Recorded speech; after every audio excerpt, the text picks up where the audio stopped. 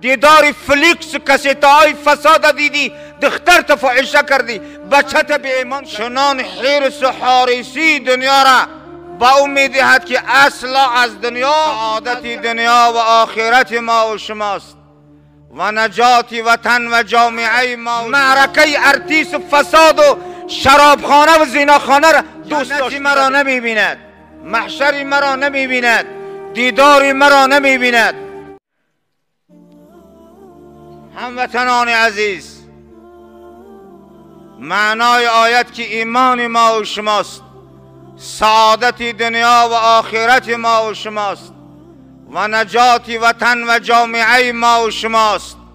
در این آیت خداوند میفرماید که شما یادی مرا چنگ بزنید، فرمانی مرا چنگ بزنید، در شریعت من عمل بکنید، آنگاه شما سعادت نیکبختی میابید.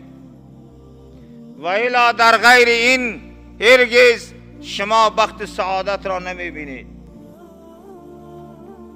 حضرت عبدالله ابن عباس میفرمایند این قوما ضلالا اعرضوا عن الحق، کدام قومی که آنها گمراه شوند، از قرآن رو بگردانند، از عمل قرآن رو بگردانند، از شریعت نبینا محمد صلی الله علیه و سلم رو بگردانند، اگر چندی که در دنیا آنها نهایت دنیا دارند، میلیونیرند، لیکن بدانند که آنها خداوند برای او قومی که عمل به قرآن نکرد، عمل به دین خدا نکرد، عمل به مذهب امام اعظم نکرد، تکبری ورزید، از پی شهوات و از پی لذات دنیا مغرور شد، بدانند که قرآن خدا را تکذیب کرد، خود را و در مرتبه گمراهان حساب کرد. الله تبارک و تعالی او را اگر چند نان دارد، ماشین دارد، دولت دارد، از پی شهوات رفت، خدا در همه دنیا او را خارش میکنه. او نیکبختی را نمیبیند، او سعادت نمییابد، آبرو نمییابد، شرف نمییابد. این را باید بدانیم ما و شما. بعضیا گفتن و من اعرض عن ذکری فإن له معیشة ضنکا یسلب القناعة حتی لا یشبع. کسی به قرآن ایمان نآورد، به قرآن عمل نکرد، خداوند چنان حرص و حاریصی دنیا را با او میدهد که اصلا از دنیا، از جمع کردن دنیا و از شهوت دنیا او سیر نمی کند، همون حاریصانه منبره می رود. همین نیست؟ آیا شما دیده ساده دنیا چه خیلی است حاضر؟ آنانی که از پی دنیا هن اصلا سیری را نمی بینن، علاوه شهوت طغیان آنها خاموشم نیست، از همین دنیا به بهره منبرن می روند، لذت حیات را نمی بینن. ببینی را و کلما اعطیت عبدا قل ام کسر فلم ينفق الله فيه فلا خیر فيه. کدام کسی را من خداوند بفرماید مال بدهم، خوب بسیار بدهم، کم بدهم، در غیر رضای من آن را انفاق نکند، او هم خیر و برکت عمر را نمیبیند، او را نمیبیند.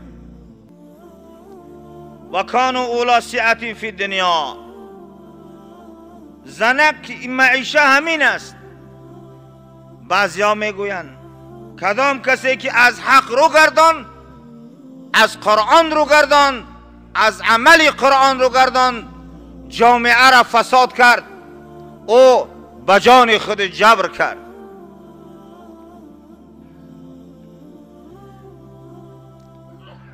برای همین میگویند که در روز قیامت و نحشره یوم القیامت اعما، در روز قیامت او را من کور خلق میکنم. خداوند بفرماید در روز قیامت من او را کور خلق میکنم، جنتی مرا نمیبیند، محشری مرا نمیبیند، دیداری مرا نمیبیند. او دعوا میکند که ربی لم حشرتنی اعما و قد کنت بصیرا، من در دنیا مرا چشم دادی، من دنیا را میدیدم، چرا امروز مرا کر خلق کردی، این چشمانی مرا گرفتی؟ پروردگار میفرماید که کذالک، حال تو چنین است. برای چی؟ برای که تو در دنیا قرآن مرا دیدی و خود را با کوری انداختی، خود را با کوری انداختی، نظرش نکردی کتاب مرا. از کتاب من ده کتاب افسانه را زیادتر خوندی، از دیدار کتاب من ده دیدار فلیکس و کسیته های فساد دیدی، دختر تا فاحشه کردی، بچه تا بی ایمان کردی. در دنیا چنین اخلاقی بد دیدی. از معرکه مسجد و موعظه قرآن من ده بهتر معرکه ارتیس و فساد و شرابخانه و زیناخانه را دوست داشتی در دنیا. قدی زن و کودکات در فساد رفتی، یک بار برای خدا دکان ترس نکردی، یک جمعه به جمعه، یک جمعه را برای مرتد جمعه بیایی. همیشه نیستن مردم. ببین دنیا چی دنیاست، انسان چی انسان است. میگه من مسلمانم، میگه من مسلمانم. فیقال له لما عرست عن آیات الله و تناسیتها، شنویدی لیکن خود را به نسیان انداختی، گفتی چون نمیدونم، و حالا که والله میدونستی گفتی که نمیدونم. شنویدی گفتی تا الان خبر ندارم. خود را چنان جاهل و نادان از احکام کتاب او، از ذکر و دعوت او خود را دور داشتی. برای همین میگوید نسیان قرآن کردی. بعضی ها میگویند کدام قاریه که قرآن را محنت بکند، بابا پدرش و مادرش قرآن از یاد بکند، سوره قرآن از یاد بکند، فاما نسیان لفظ القرآن ما فما والقیام بمقتضا. قرآن خوندی و چرا در نظرش نگرفتی، تکرارش نکردی، فراموشش کردی. قرآن خوندی و چرا عمل به قرآن نکردی. اینا هم در تحت آیتن. برای همین مردم یظن بعض ابناء هذا العصر انهم وصلوا الى اقصى المدنیه التي تضمن لهم السیادة على العالم اجمع.